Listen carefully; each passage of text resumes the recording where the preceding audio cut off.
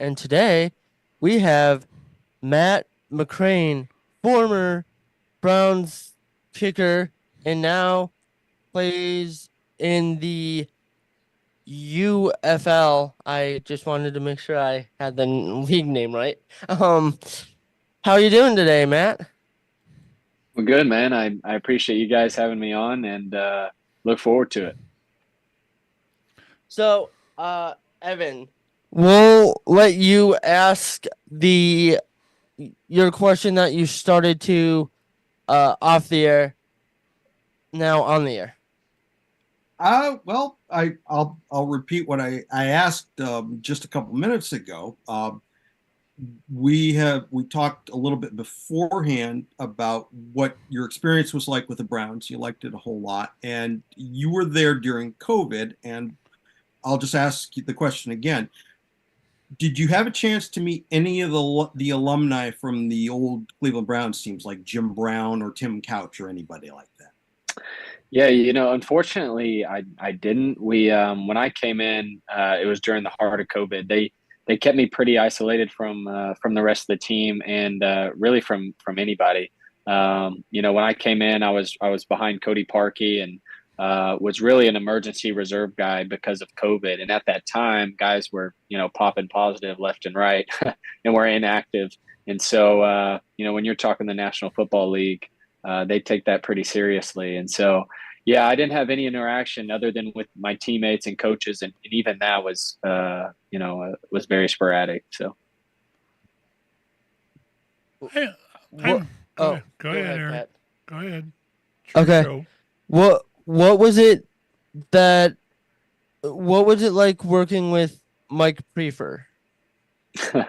I had a phenomenal relationship with Coach Preef. When I came out of college, he was with the Vikings at the time, and he was wanting to take me early on in the draft, and we had communicated a little bit and was planning to make that move, and they ended up going with Daniel Carlson at the time.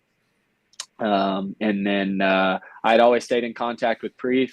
And then it just kind of, as it works in the National Football League, coaches tend to move from team to team, sometimes pretty frequently. And so I'd stayed in contact with him for a couple years, and he would be very responsive to feedback and to film that I'd send him and things of that sort. And so had a really good relationship with Preef, and I enjoyed my time with him there. When he took over the head coaching spot, I think for one of our playoff games, he did a really good job, and I believe got us a playoff win. So I've got nothing but good things to say about Coach Prefer.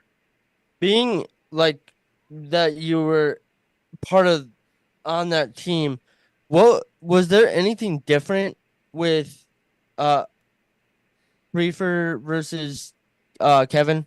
Like Stefanski, like the prep or like during the game? I think Coach Stefanski had a lot of trust in Coach Preef. I think they were very close. As far as game preparation goes, when Coach Stefanski, I don't think he tested positive for COVID, but he might have been a close contact, is why he didn't coach in the game. I can't remember. But as far as the difference between the two, I think Coach Stefanski was very more laid back and had a lot of trust in Coach Preef and special teams. And then whenever the transition went from Preef to head coach, I think the whole organization knew we were in good hands with Coach Preef. And so, they ended up making a decision to move on from Preef for whatever reason. But I've got nothing but good things to say about him, and still stay in contact with him to this day. Pat, go ahead. I gotta wonder. First of all, let me tell you, I've been a Browns fan since the 1964 win in what would have been equivalent to the Super Bowl. I've watched that team through the worst of it, through the best of it. My question is, even the short time where you were there, how much were you seeing as far as evolution of the way things operate? As far as I'm trying to think what I want to say here. Um, as just as far as the mannerisms and everything, uh, did it look like we are evolving into a quote Super Bowl team? Do we look like, it could get there in 10, 15 years? Give me an Yeah. idea. What do you think about that? Yeah, it's interesting. After I left in that 2020 season, I think they had kind of gone downhill from that point. So to see the differences between that, it's hard for me to say. But when I was there, I can tell you the glue that held together that team, um, and more of, I don't want to say cocky, but one of the most confident guys on the team, because that's what he was, and was more the motivator slash leader, and that was Baker Mayfield. And I know there was some drama tied with that, and Odell, as it kind of went on. But that guy in a leadership role, that's where he belongs. And he's a little bit different than what the norm would be, I think, for what teams had looked for an NFL quarterback in the past. But he always gave me a hard time when I played him against Oklahoma. Well, actually, whenever I played against him when I was in the Big 12, but then when I came out in 2018, he had his first career start for the Browns, and at that time I was playing for the Raiders, and so I had a game-winning field goal with the Raiders against Cleveland, and as soon as the day that I signed with the Browns on the practice squad, Baker came up to me and he said, "Hey, I just want to let you know I'm not going to let you forget that you lost my first career NFL start for me." And so that was a cool memory that I had with Baker. But I attribute to the success of that team to him in that leadership role. But we had a really tight knit group, even despite the COVID protocols. And so I think you mentioned Coach Stefanski a little bit, and Mike Prefer, and that whole Andrew Berry, of course, the GM. It was just a great experience for me, and to say what the difference was between them making a Super Bowl run, I guess, versus now. It's hard for me to say because I wasn't in the meeting rooms. I wasn't in the offense or defensive meeting rooms. I'm just a kicker. But I think Baker, man, he deserves to be in a leadership role of some sort and be a successful NFL quarterback because he led that team that year. What was it like to be on a team with Myles Garrett? Was he there when you came in? Yeah, that would have been he was. First year or two of him. He was, and Guy's you're a talking beast. yeah, I was gonna say freak, but yeah, he is an NFL once in a lifetime type player with the size that he is. But we had worked field goal block a couple times, and they used me as kind of bait, I guess you could say, because they didn't want Parkey kicking it when Myles Garrett was jumping over the offensive line. But I would have Myles jump over, and we'd make some jokes here or there back to each other. But yeah, phenomenal football player. That leapfrog game he had in this past season was where he took and completely vaulted over the line. That was against Houston the first That was game. flipping awesome. I never, Yep. That guy's a beast. That's all there is to it. So we were working that back in 2018. So they've had that one in the bag for a couple of years now. Ooh.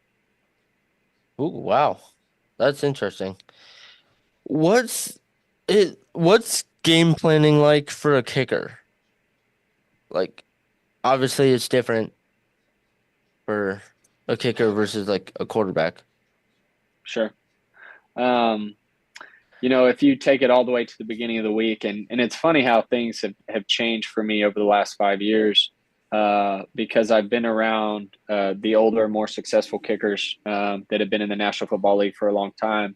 I mentioned earlier before we got on the air, I was with the Cardinals with Phil Dawson. In Oakland, I was behind Mike Nugent. Spent some time with Chris Boswell in Pittsburgh. And so I've been around a lot of big name successful kickers, and I've got to learn a lot from them.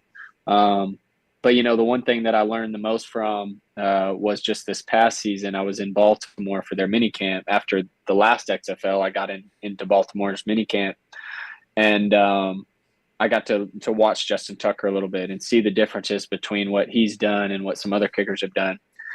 And I've never seen somebody hit so many footballs in a day and as far as he can, and that kind of changed my mentality to be more aggressive and more attacking towards kicking a football.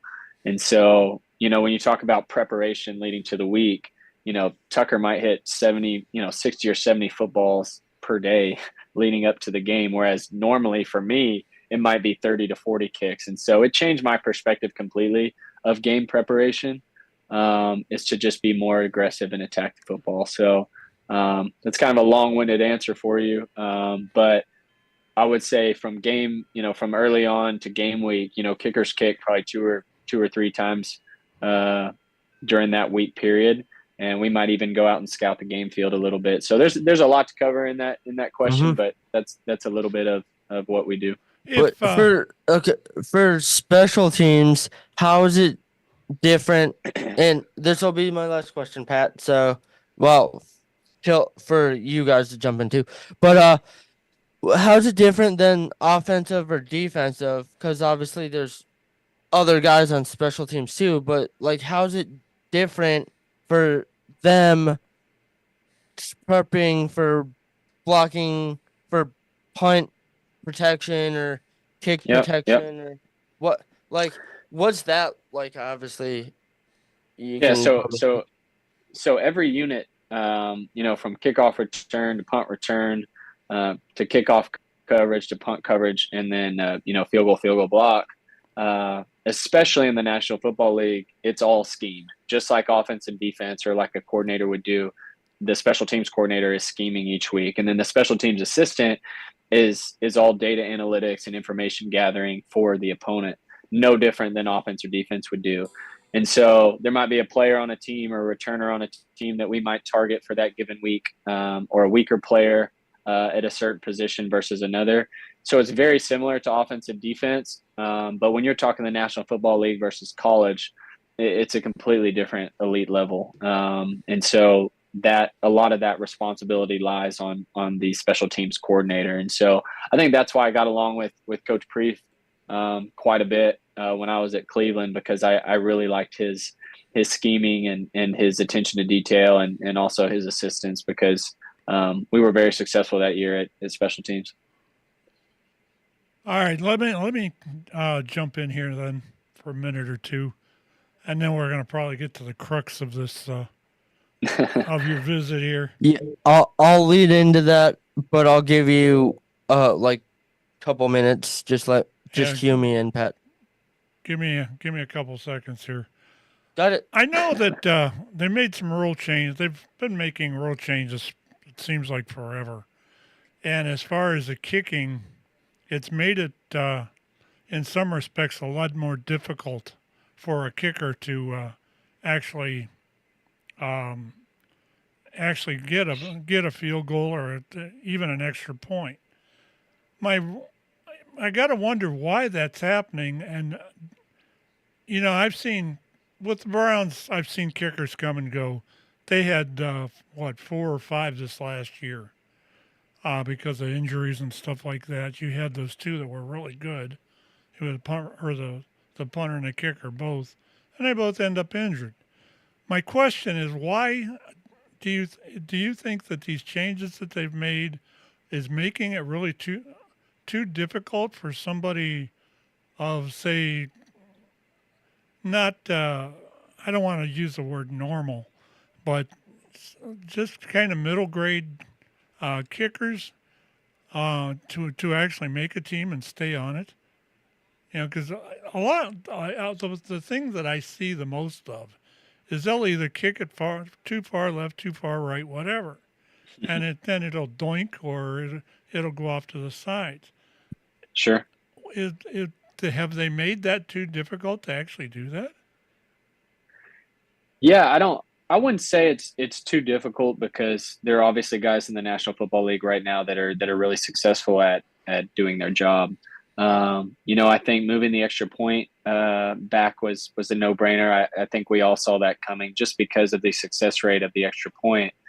Similar to what we'll allude to and talk to later on is changing the kickoff rule. But kickers have evolved. From the early on toe style kickers to the barefooted kickers, to the soccer style kickers that came in. And then now you have guys, even when I came out of college back in 2018, I started kicking my sophomore, junior year of high school. And now you've got, guys with social media now and all the different aspects and watching kickers at an early age. High school players and even middle school and elementary kids want to be professional kickers. And so they're starting at a younger age versus, in the 60s, 70s, 80s, it was just, hey, who can kick? If you're a soccer player now in the 80s, I think is when that trend started coming on. We'll throw you in there. Now it's more specialized and more focused. And I think that's why you see the success rate of kickers evolve over time. I think even just a few years ago, if you were an 80 to 85% kicker, or 75 to 80% kicker in the National Football League, that was a good season for you. Now, if you're under 80%, you'll likely get replaced the next year. And so I wouldn't say it's more difficult. I just think the expectation is a little bit better, is a little bit bigger because kickers have been more successful recently. And so, you talk about moving the extra point back. I think that was a great rule. It made the game more engaging. You see missed extra points, not very often, but they do happen and have an impact of the football game. So I think some of the changes have been for the better, and I think there will continue to be changes, over the next couple of years on the kicking game. Do you think Goodell's went too far with some of them? I know we're going to lead into this, but do you think overall, how would you rate Goodell as far as making the game safer and everything like that? Do you think he's doing a decent job? Yeah, I mean they've been preaching player safety for the last couple of years now, because I think we're starting to see the effects of CTE and long-term brain injury from the game that we play, and that goes all the way from the equipment that we use. I mean, I think when I came out in 2018. The helmet that I used then, even with the Cleveland Browns in 2020, I'm not able to use that helmet anymore in the 23 and 2024 season.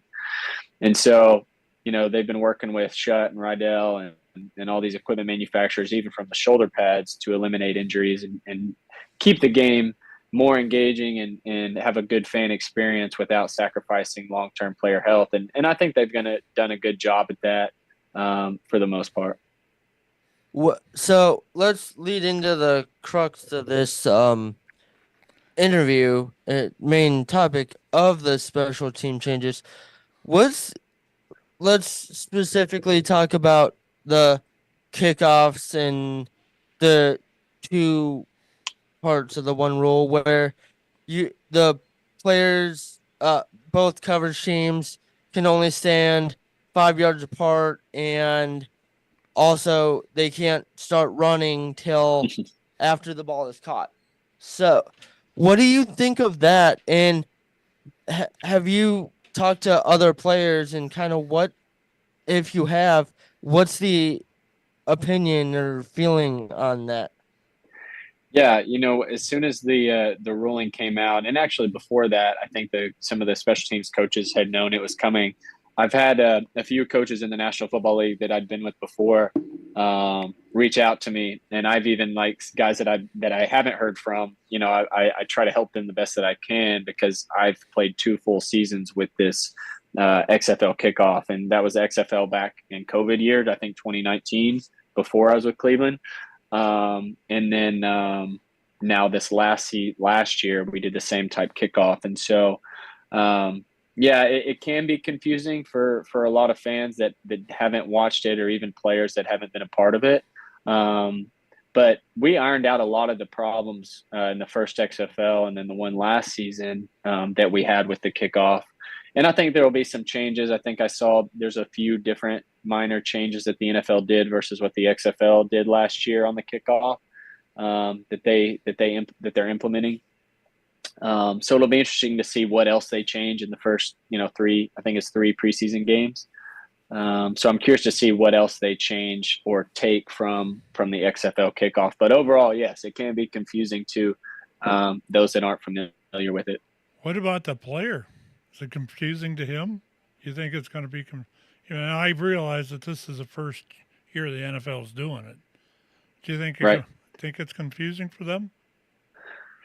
So, I mean, we can, Is if you want to, yeah, if we can go into, we talk about there's a landing zone of where the kicker has to put the ball in into the landing zone or the touchback. I think that's one of the things that's different from the NFL versus the XFL that they changed. There's a 5 yard buffer zone between the returning unit and the kicker off coverage unit. So, yeah, I think some of the players can be confused. I think, we had a few instances in the XFL. This is one example that I remember is, let's say, for example, the kicker puts the ball into the landing zone and the ball hits the ground and it's fumbling around on the ground before the returner has the chance to pick it up. Well, the cover team is sitting there chopping their feet, basically waiting to take off until the returner touches the football. And so we had a few instances in the first XFL where our return unit would take off before the ball was physically touched by the returner.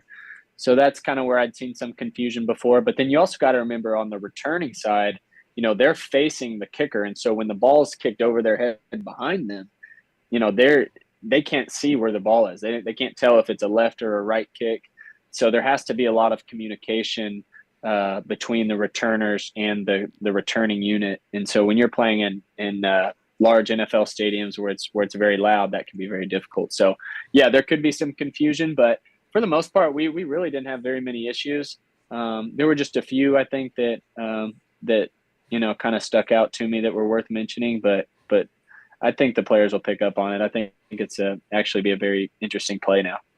I mean, how did players feel specifically about the buffer zone? Like, instead of being 15 yards apart, only being 5 yards apart, Yep. where the contact is less, when they make Sure. contact. So what's the player's reaction to that in the XFL? So the play, it's funny, when we switched to this XFL, the UFL, I guess you could call it, the UFL season that we're in right now, the players are like, gosh, we're going back to the normal kickoff where it's, full-blown collisions, where the kickoff return unit is retreating back and then coming back forward and colliding with the kickoff unit. And so I think it's an interesting take on the two different kicks because, each league is pushing for player health and safety. And I think the National Football League is trying to eliminate a lot of the head injuries. And when you're talking 5 yards apart, it becomes more of an offense versus defensive play versus a special teams play. And so I think you'll see a lot of the offensive coordinators input with the special teams coordinators in the National Football League because it's 1v1, man on man, just trying to open up holes here or there versus a full special teams play as far as a return goes. So yeah, there's a lot into it, but I've had a lot of coaches reach out, a lot of National Football League coaches reach out and ask my opinion on what we did. And I'll share some of that with you guys because I think one of the coaches here is relevant and I think you guys enjoy hearing it. Okay. Sounds great. Go ahead.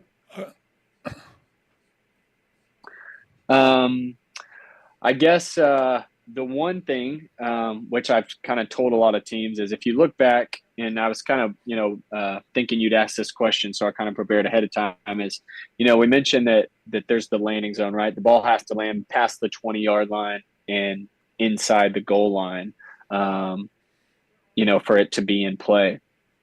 And so I was asked kind of as a kicker, do you aim, for anything in particular? Are you aiming down the hash? Are you aiming outside the hash or outside the numbers? Because a ball kicked out of bounds can be pretty detrimental. I think in the NFL, they're saying it goes to the 35-yard line. And as you guys know, offensive starting position and data analytics show that, that the starting point is very critical in scoring touchdowns. And so for us, the DC Defenders that I play for in the UFL, it was a big learning curve. And so we started out early on in the season being very defensive. We were not very attacking on our kickoffs. We were kind of like, okay, let's just one-on-one, man-on-man block, push a blocker one direction and fill a void and make the tackle.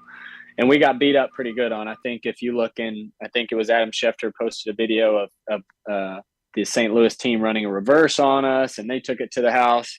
So we got beat up on it, I think, the first 2 or 3 games, maybe even 4 games of the XFL season. And just like I mentioned to you, an offensive defensive coordinator might step in. That's exactly what happened to us.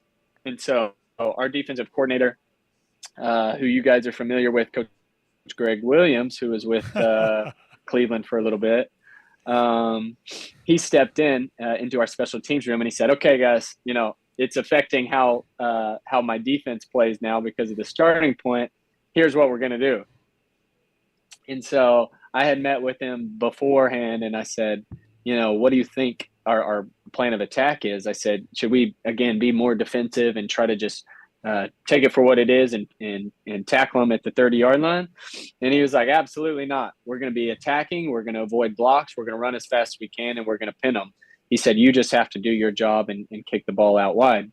And so if you look at our tape or any of the teams that are, whoever's wanting to watch this podcast, the listeners, if you watch the XFL tape on the second half of our season, we kicked the ball outside the numbers almost to the sideline, and our kickoff cover unit, it was full speed ahead, avoiding blocks, and we were pinning teams inside the 15. And so it went from one game to we were allowing big returns to the next game we were pinning teams inside the 15.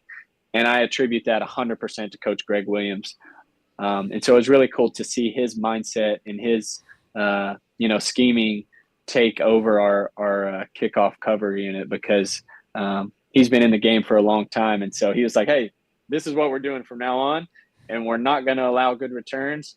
And it fixed our problem. So I think it'll be interesting to see what NFL teams decide to do. You mentioned a couple of something that caught my ear here. As far as the landing zone, 20 yards, whatever, is that why they decided to completely eliminate the fair catch?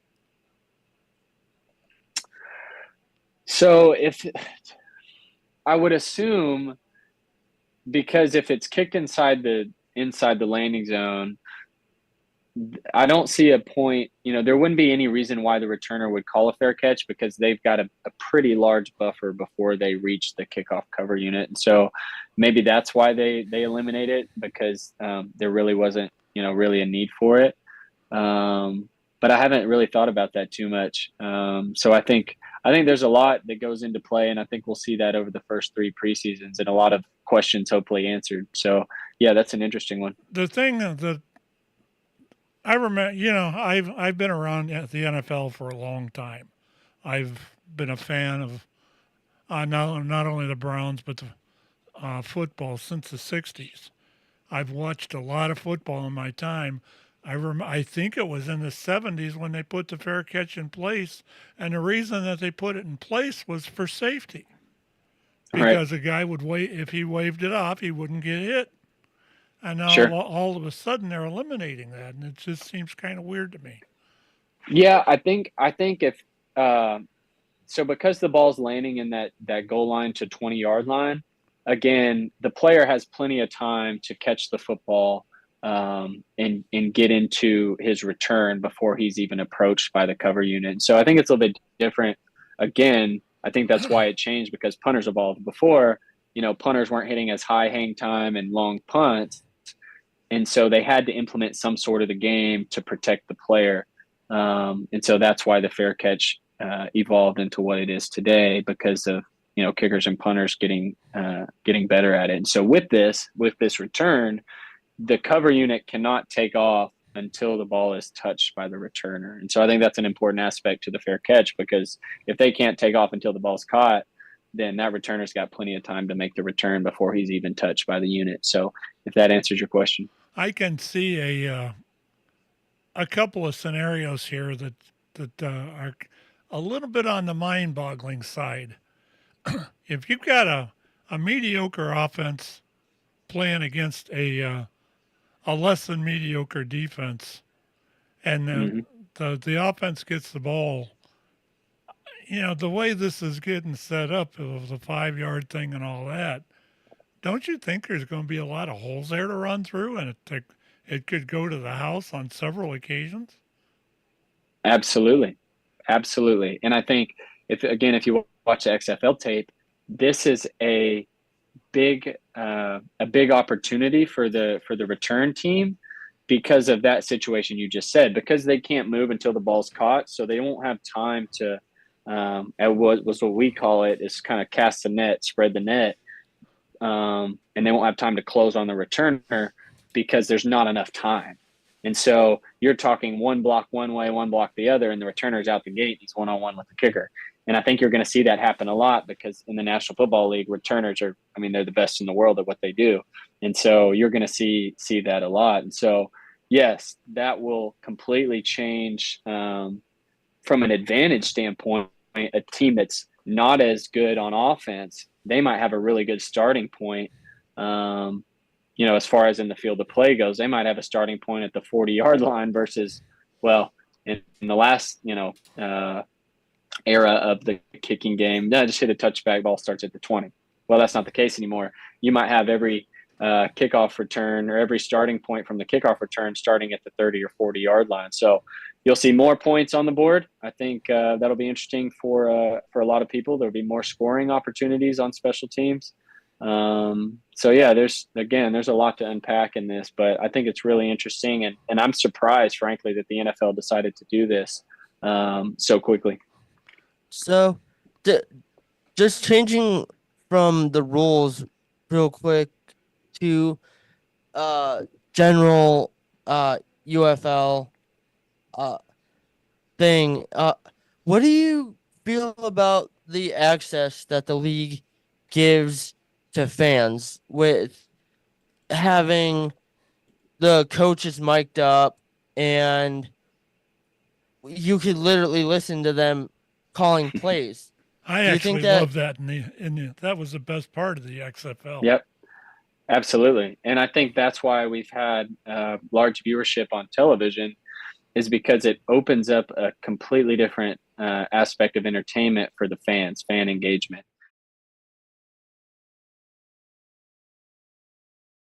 And Dean Blandino, the head of our officiating, was, let's open it up to the fans. We're an open book. If our officials make a mistake, we want the fans to know about it, and then that's where they have the reviews in the booth. They have Mike Pereira and Dean Blandino and the white hat all talking at the same time to make sure that the call on the field is correct. And I like the transparency. I like think that part. A lot of the fans do.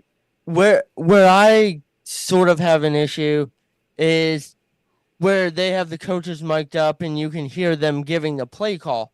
Yeah. I mean, if a team that confuses me too. I think it takes one live stream or somebody, up in the booth texting it. I don't know what the rules are behind that, but yeah, as far as play calling goes, I don't think you'll ever see that happen in the NFL because they are so discreet and tight with playbooks. Mm-hmm. But from an officiating side, I think that if the NFL implemented that would be tremendous. I think that's been a very big addition to the XFL, UFL. What do you think of the new onside kick rule, where you have to tell the officials in the other team that you're doing? Yeah, I've been on teams that take advantage of the surprise onside kick, so I hate that aspect a little bit. Because it catches the return unit off guard. I think that takes a play away from special teams. In the XFL, you can elect, instead of an onside kick, you can elect to do a 4th and 15. So that eliminates another a part of the kicking game, which I'm not for. But that's a change that I do hate, is it eliminates the surprise onside. I think that's been a fun part of the game that teams have utilized sometimes. You see Pat McAfee, he's did that middle dribble where he goes and recovers it by himself. I think that was a pretty cool NFL highlight that you won't see anymore. Oh, wow. Yeah, Evan, Pat. You're going to see a lot of runs. And if that's the way this is going to end up, there's going to be several houses being visited. Yes, absolutely. More points scored, it takes one good block, one mano a mano, one on one. The returner follows a backside and he's out the gate. And so I think you're exactly right. That changes it tremendously. I got to tell you, notice how uh they're changing rules when sports betting becomes way more popular because it's legal in way more states. So Yeah, I mean that's a good point. I think if the fans want to, it's an interesting topic. Because I've been a part of both leagues, and sports betting is new to our league. As of late, but you're going to see more points scored on the board, and so I think a normal over under might not be the tradition, or might not be even close to what a traditional one would be going forward. But I think you're going to see a lot more points on the board.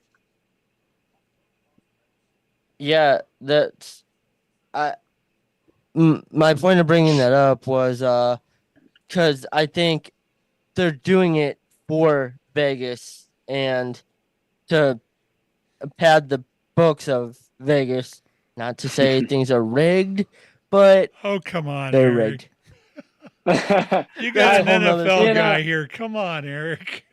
I'm gonna say, my answer to that is, I truly believe, especially with the NFLPA and the Players Association and the stance on player health and safety, that this decision, from the owners was, yes, a player health and safety aspect, but they want fan engagement. And so when fans are getting up after a touchdown or it's a commercial break and they're, the kickoff basically became, not relevant to the game anymore. It's just, hey, kick it out the back. And so, yep, we go the next play and you see the transition on TV and CBS and, Patrick Mahomes run onto the field and it goes to the 20-yard line. Well, what was the point of doing the kickoff? Because that happens every Sunday. And so now it's like, okay, we can implement better player health and safety with this kickoff, and then we can have better fan engagement and we can have better scoring. We can have better opportunity to returns. It seemed like a no-brainer for them to do.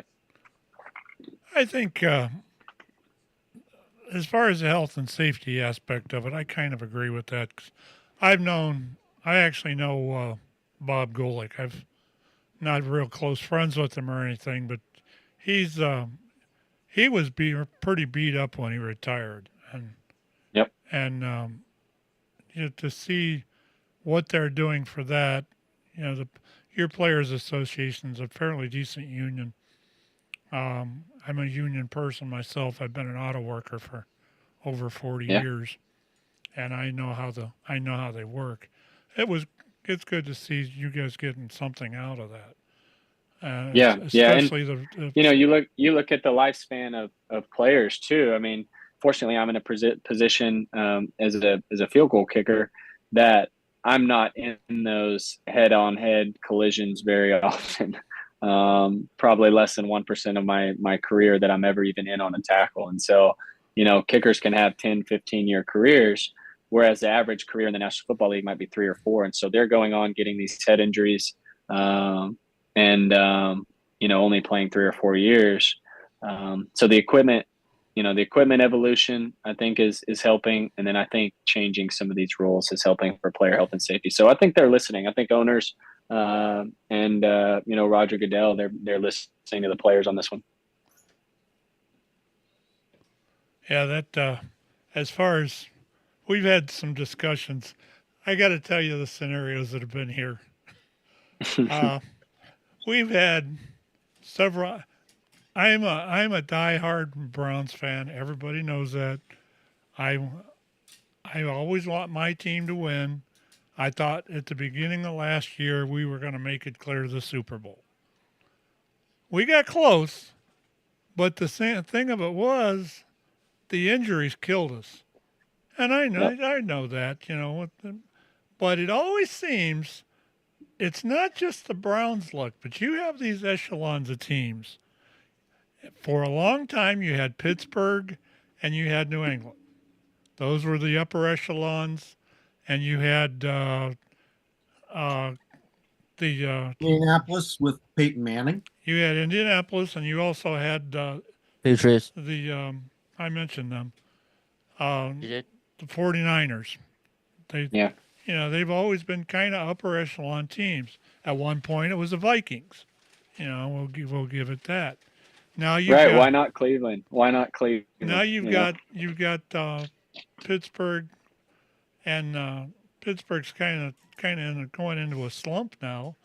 You've got Bill Belichick leaving the Patriots in a not so great position. But then now you've got the one that's picking up is Kansas City and the Eagles, Philadelphia. You know, Mhm. why can't the flippin' Browns be in this for a couple of years? You know, Baltimore is the old Browns. Let us have some of it.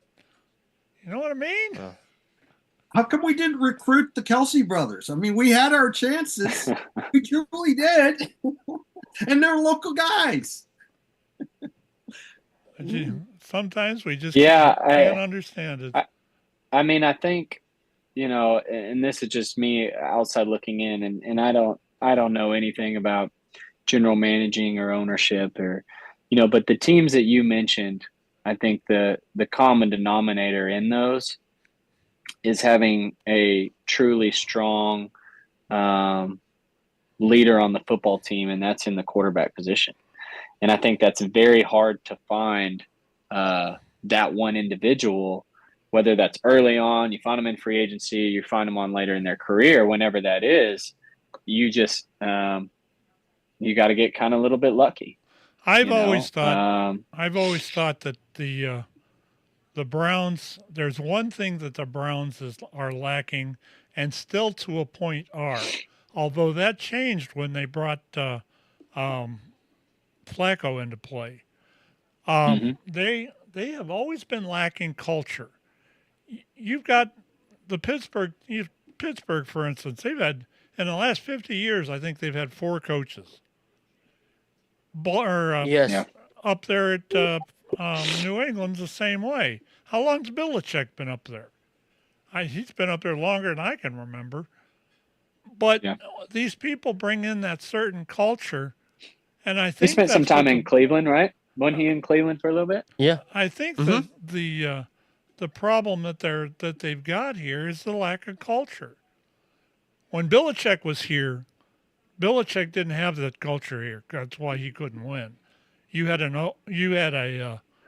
owner that was mortgaging everything everything that was within his power so that he could at least buy somebody as far as a player, pay a player's salary. You don't build Mm-hmm. a culture like that. The culture like Pittsburgh's got with um, what's his that coach Tomlinson. Tomlin. You know, Yeah. that's the kind of culture we need here. I'd love to see something like that in here. And you've got a chance to build it with Stefanski. Although if he, Yep. you know, it's you're as good as your last win. You know, I think it takes. You mentioned all those teams. You know, you look at, for example, you mentioned the New England Patriots. You know, the documentary that just came out on New England. I think that's been a fascinating documentary. If you've had a chance to watch that, I think it's on either Apple TV or Netflix, because you get to see the entire evolution, not only of just Tom Brady, but of Coach Belichick and from ownership and the transition from what they were early on whenever Belichick took on to then becoming the dynasty franchise that they are. So it takes time. You know, I think whenever I was in Cleveland, you talk about culture, that 2018 team that we had, or 2020, excuse me, team that we had when we made that playoff run. I mean, the guys in the building genuinely thought we were going to make a run to the Super Bowl. Now every NFL team says that, right? They say, this is our year, we're going to make a run at it. But we had the culture in that locker room to do it. You know, unfortunately, we ended up losing the playoff game. But I think we were very close to providing that to Cleveland. And so I think the one thing that has been really interesting to me and somebody that I got along with a lot whenever I was in Cleveland, you know, of course, with the Haslams and AB, Andrew Berry, is AB has been working, you know, he went to Harvard. He's a Harvard grad, incredibly intelligent guy.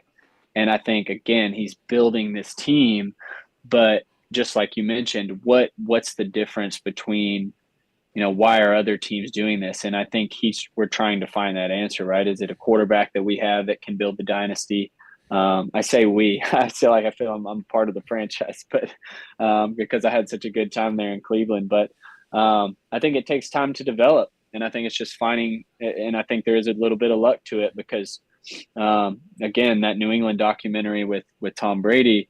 I mean, would you ever thought that when Tom Brady came out of the National Football or came out of college? Did you ever think, do any of the people think that he'd be what he is today? And every person there, scouts to coaches to players, said, not a chance. We would have never seen this coming. And so I think there's a little bit of luck to it.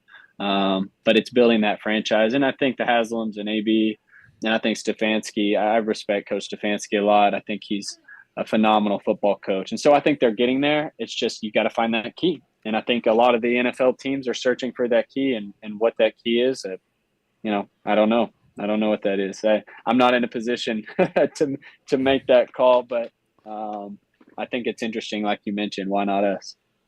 Yeah, the thing that the one big change that I saw, and you could just tell the whole culture of the team changed when they brought him in, was Flacco. Yeah. Now, mind That's you, right. I was against him coming here.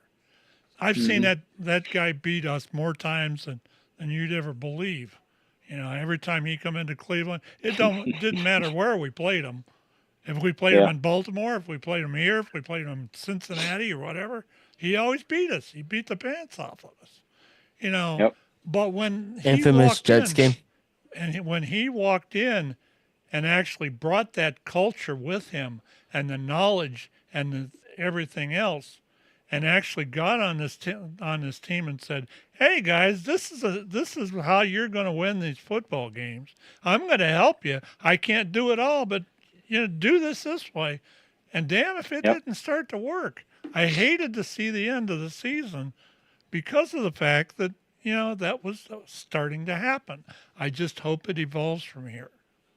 That's right. Yeah, I think you're exactly right, and I think he did. He changed that culture, at least from the outside looking in. Of course, I don't know what was going on in the locker room, and I don't know the players' reaction, but from the outside looking in, I felt that change, and I didn't even follow Cleveland that much. You could see it on TV. You saw it after the games. You saw him in the locker room, and I think that's what it takes to be a winning football club, is to create that culture and to create trust. And there's a lot that speaks volumes about him to come in, with the tenure that he's had in the National Football League, and to come out and take hits again and to do everything that he's had to deal with that last season is pretty phenomenal for him to do and to lead the team to what they did. So, I think you're on the right point. It takes time to develop and finding the key to whatever that is to build the franchise. I'm going to ask one last question, and I'm going to turn it over to Erik or Evan. Do you think Deshaun Watson? Do you think we're on the right track? I'm going to say I trust AB completely. I don't have enough experience or know enough about that situation to say one way or the other. But AB and I have always, again, stayed in contact with him. I wish they'd bring me back in and bring me back in to come kick for him, because I know that I'm capable of getting the job done. But let me give him a call. but I trust him completely, and if that's the decision that they're going with, then I think that's the culture that they want to build, and I think they've got a good track there. So I'm with them completely. So we are going to change the tone of the show a little bit and go on a little that bit. Scares me. Well, you should be scared, but go a little lighter. We'll do a little bit of a rapid fire. Let's get to know Matt a little bit. So, Evan, do you have a? Yeah, I actually have a couple questions that just occurred to me. I have to admit, we've been chatting with instant message offline here, and I have a couple of questions that occurred to me. When you were at the Browns, who made you laugh? Who was the player that made you laugh during practice, let's say? Uh, I really enjoyed, from a specialist perspective, I enjoyed being around Jamie Gillen, the punter. Um, he just an all around great guy. Made everybody laugh. Was a good team player. I'm trying to think about who the rest of the squad. Um, let's see. I'm going through all the position groups in my head to see. Ryan Switzer came in a little bit for us that year. Came from Dallas. Got to be really good friends with him and his family and his kiddo. But as far as made me laugh, let's see. I'm trying to think. I'm drawing a blank on his name. You guys will. So he played running back. He left Cleveland. Wasn't Kareem Hunt. Was right along with him. I'm trying to think who's in that running back group. Young guy. Anyways, it'll come to me. I'll think about it. But had a good time with him. We were kind of in that same class, NFL class.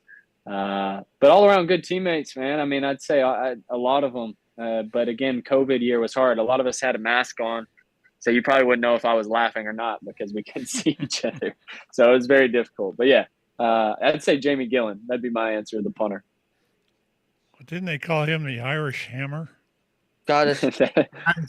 He's with the Giants now, if I'm not mistaken. That's right. That's right.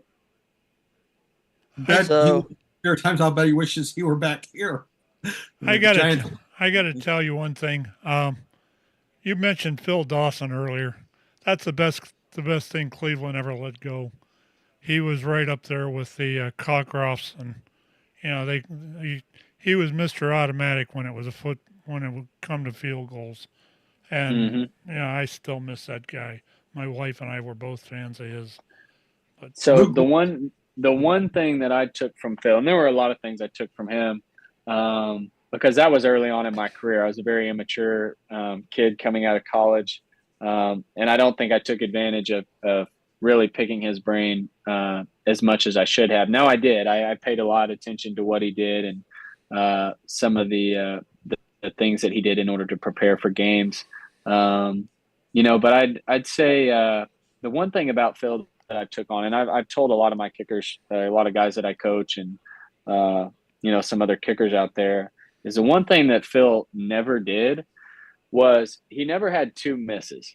And so if you're ever watching kickers, whether it's in the NFL or college or scouting, or if a kicker misses left and he misses right, I think there's a lot of inconsistencies there.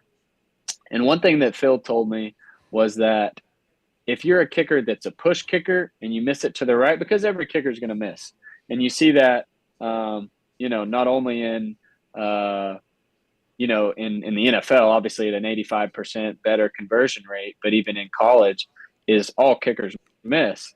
But if you can eliminate the inconsistencies of missing left, you see a duck hook left, or you see an X ball, we call it, where the rotation's off to the left, and then the next kick you push it to the right.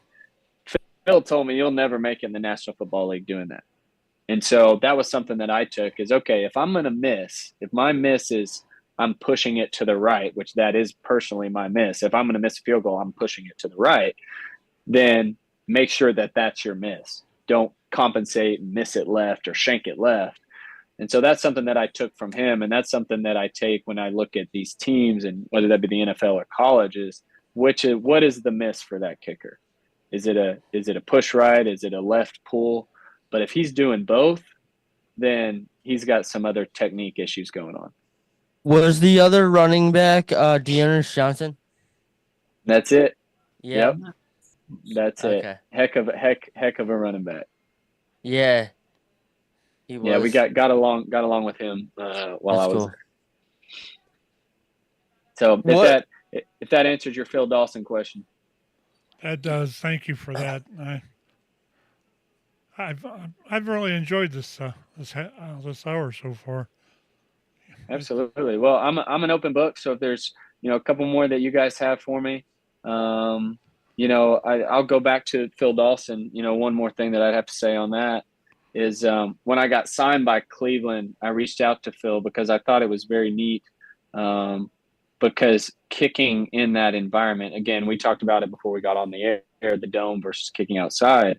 Phil Dawson was successful as he was kicking in outrageous elements. And you look at kickers in the National Football League who are high conversion rates, a lot of them play in good environments. Well, Phil Dawson didn't do that. Neither did Adam Vinatieri. And so whenever I was with Phil in Arizona, I remember kicking against him in pre-practice, and the guy just never missed. I mean, he might not hit a good end-over-end rotation ball, but that ball always found a way through the uprights. And so that was another thing that Phil took from me was I don't care what it has to do. If you have an off day, if you're not hitting the ball right, I don't care what it is. Just make sure that you make the kick. It doesn't have to be a perfect, what we call in the kicking world, an A ball or a B ball. It doesn't really matter what that is. Just make sure somehow it gets through the uprights. And that's how you have a 12 or 15 year career. And so I took a lot of little nuggets from Phil when I was there. I have a lot of respect for him. He's a coach, I think, at his son's high school here in Texas, and would like to connect with him a little bit more. But signing with Cleveland and going, to I don't know, did they rename it? Is it still First Energy, or did they change It's the just name Cleveland Browns now. Yeah, there was a problem with the state government over First Energy, and the Haslam's dumped the name, so it is now again Cleveland Brown Stadium. So Cleveland Brown Stadium, I got the chance to walk in that stadium, and that's a testament to Phil Dawson's career, because kicking in that environment and being that successful, that's extremely rare. Do you have one memory that stands out to you with the Browns? Again, COVID year kind of didn't help that much. The one memory that I say that I would had, and this kind of alludes to Stefanski and Preef, is so Cody Parkey was on, I don't think he tested positive either, but he was on a close contact list. And so there's an interview with Coach Preef out there, I think on YouTube or something. And I think it's Mary Kay and some of the others are asking, how'd Matt do this week? Is he prepared to play in the game on Sunday? And Preef said, absolutely, we have 100% faith in Matt. And that wasn't just a media answer. I think whenever I was going throughout that week, whenever Parkey was placed on that kind of COVID IR, at least for the week, it was, hey, Matt, it's your job. And you need to take it serious on day one that you're playing on Sunday. And so when I got on there, Monday, Tuesday practice, I think we went like 14 for 14 or something that week. I mean, we were spot on in team. Jamie and Charlie, the long snapper, we were all together. We were in sync. And then I get to Friday travel day after I saw the interview with Preef, and I'm like, man, this is I finally have my chance back in the National Football League.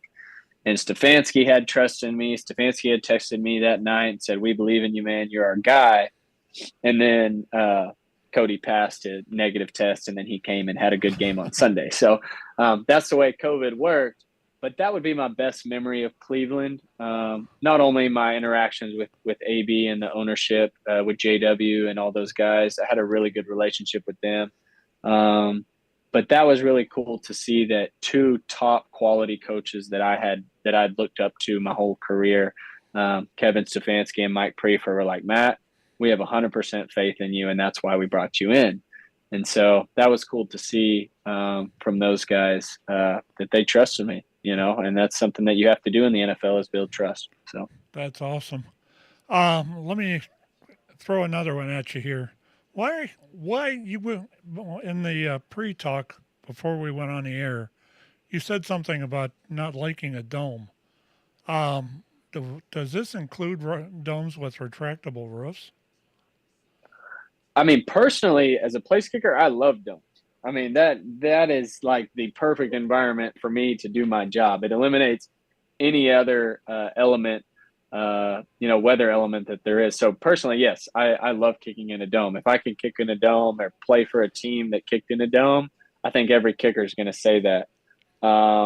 But as far as an environment goes and to a team from a team perspective, because this is a team sport, it's not about me, Matt McCrane, the kicker, and what I want. I think it's about what's successful for the team. If Cleveland builds a dome, I think that's going to be that takes away a big advantage for the team. And I think that takes away a big advantage and environment feel for the fan base as well. And I don't know. I haven't seen any of the local. And what's the community stance? What's the fan perspective? You mentioned you've been a fan for quite some time. I'm curious, what's your perspective? What are the fans in Cleveland and Berea and that area? What do they feel? So what it sounds like is if they build a dome, it's actually going to be outside of city limits in Brook Park. Yeah, they like bought right on the the Haslams border. bought 140 or 170 some acres Yeah, in Brook Park 176. over by the airport. In preparation, or the decision's already been made? The decision hasn't been made yet. This is just Modell pulled the same thing when he left. Yeah, and that's actually what all of this leads up to. After the Browns originally left, City Council passed a law that that really restricted any future owner of the Cleveland Browns as to what they could do as far as moving the team around, and that dictates what happens. Yeah. I mean, from a kicking perspective, sure. If they built the dome, that'd be great for me. But you watch the film of Adam Vinatieri kicking the snow in the playoffs and winning a Super Bowl, and you see Phil Dawson, kicking that sidewinder ball that ends up coming in, and I'm like, that's football right there. That is like the quintessential part of the National Football League that doesn't happen in college. And I think if you take that away, especially in those AFC North teams, I think that can be, either way. I guess I could say I'm indifferent from a personal and kicking perspective, but I think I like the outside atmosphere of snow falling and the fans sitting in the snow and the elements. That's football. And there ain't nothing like a Buffalo game during the winter.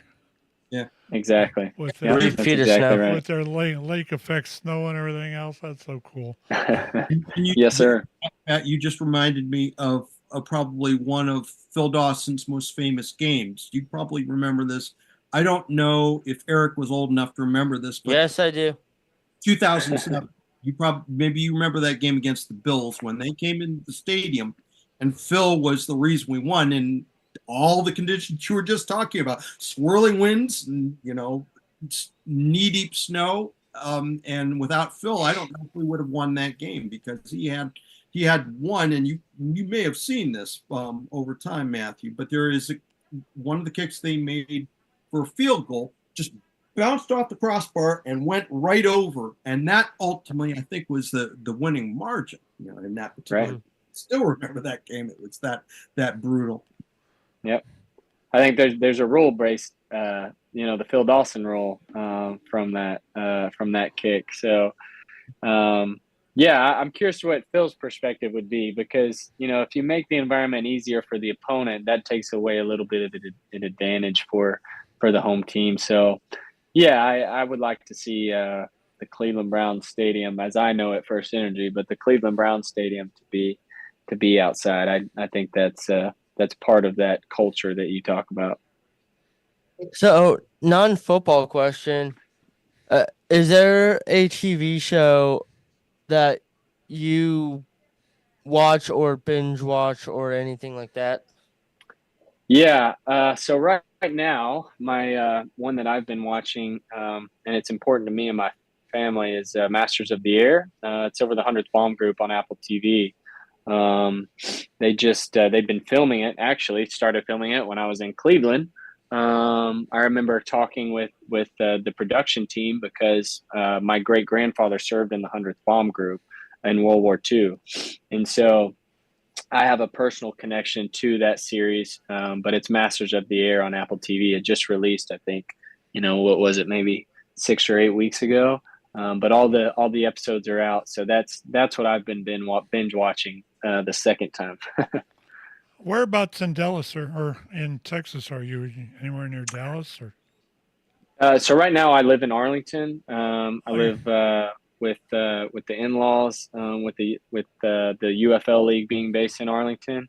So my wife and my 2-year-old kid are up here. But yeah, we're full time in Arlington. But I live outside of season. I live in my hometown in Brownwood, Texas, which is a little bit southwest of Dallas Fort Worth. Yeah, my son is actually down there. He's actually he works for the Dallas Power Place, Dallas Electric, Okay. and Yeah. Yeah. he's he just bought a house down there. It's close to Arlington, but I don't think it's in it. Okay. Yeah, it's a good area. We enjoy it, and being with family, and staying with family during the season, you can't beat it. We're pretty lucky and fortunate that it's in Arlington. You follow any college stuff? Um, Ohio State, my Michigan. K-State, since you came from there. You were talking about the conditions. I remember seeing a K-State game from this past season. Just made me think, Cleveland Browns. It was just one of these massive snowstorms. Yeah. Kicked in the Midwest. I think that's what if you want to go back to that, I guess kicked in the Midwest in Kansas. So I kicked in the elements, and I think that's going back to, I guess, taking this to kicking. Is I think that's a lot of teams overlook that is you might draft a guy that played in the South, that played at wherever, Alabama or Auburn or Florida or Georgia, some of these big time schools, but have they kicked in 30-mile-per-hour swirling wind? Have they kicked in the snow? Have they kicked in the rain? And for me, that's a very important part of kicking the football. Ask Phil Dawson that. That's why he put a flag up in the Cleveland Browns stadium, because it's a whole different animal. When you're talking playing late in the fall, those elements come into factor. And so kicking at Kansas State in the Midwest and part of that Midwestern region of winds and snow and all that really got me ready for playing in the NFL. And I think that's why I went to Cleveland and I went to Pittsburgh and went to Philadelphia, because all those teams knew that I'd played in those environments. So, a 2-part question. What do you think of NIL for college? So big kind of open-ended question, I guess. And just to let you guys know, if my iPad dies, I've got 5%. So if you lose me, I'll try to run over and get a charger real quick. But I'm all for NIL. I think NIL is tremendous because I think the players deserve it.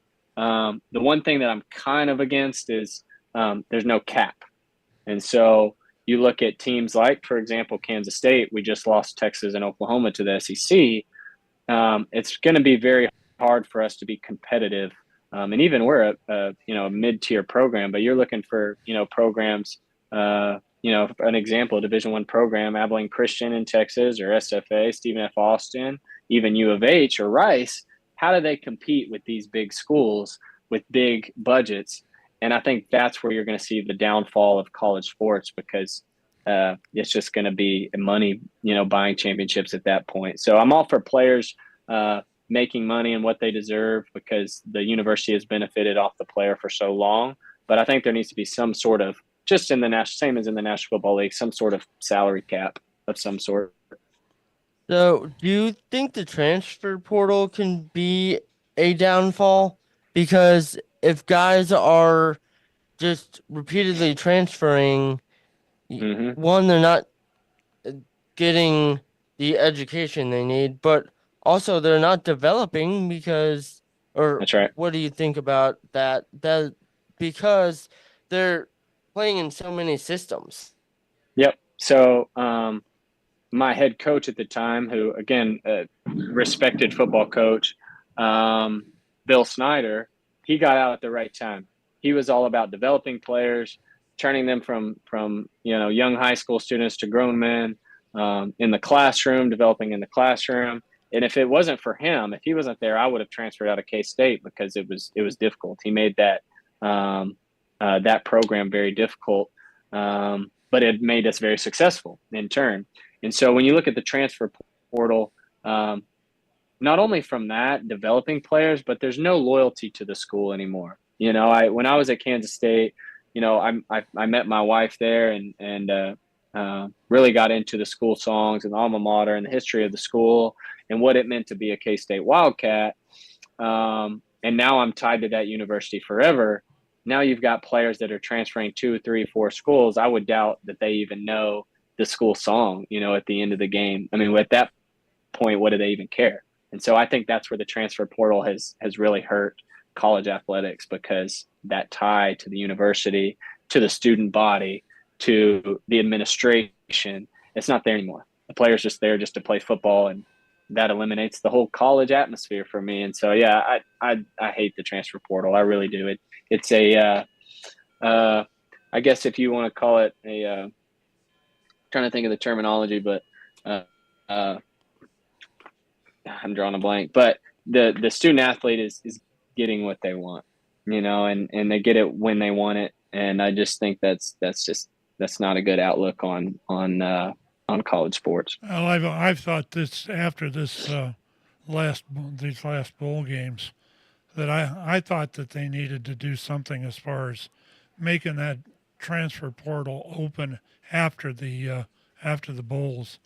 This crap about making it available for after the season is pretty much over for your team. Makes the bowl games worthless. And, the bowl games was worthless because we lost our quarterback out of it, And that's right. It's not. If they're going to do that, they need to do it after the bowls. Yep. Yeah, I think they're going to. The NCAA, in order to save college sports, is going to have to retract something, whether that be NIL or whether that be the transfer portal, because it's a rabbit hole. It really is. I think it's the downfall of college sports because of Bill Snyder and because of the things that he instilled in me. I'm more tied to that university and its administration, its staff, than any of these modern players are, because it's a instant gratification generation. Yeah. Before we wrap it up, one more question. I was going to let you know I've got 3% on this this iPad battery. So if you got a question, send it my way. Quickly. So speaking of transfer portal and Kansas State, what do you think of Will Howard, because he's now at Ohio State? Mm-hmm. I think he's going to do a really good job at Ohio State. I think he's got a chance. Has he been named in a role at all? He hasn't been named starter yet, but truly from the highlights I've seen, he's better than the guy we have. Yep. Yeah, again, you look at kind of the COVID years, guys have been there for numerous years, Will being one of them, I think. And then now transferring out. Again, I hate the transfer portal. It's development. It's creating that culture that you talked about in the National Football League, and now it's kind of created this free-for-all of, if I'm not happy at this university, or if one university pays me more money to go play, well, that's professional sports. That's not college football. Well, thank you for joining us, Matt. Yes, Matt. Thank you for joining us. Absolutely, guys. It's been a blast. I enjoyed it a lot. We hate to see this end. You're always welcome it's here. Neat.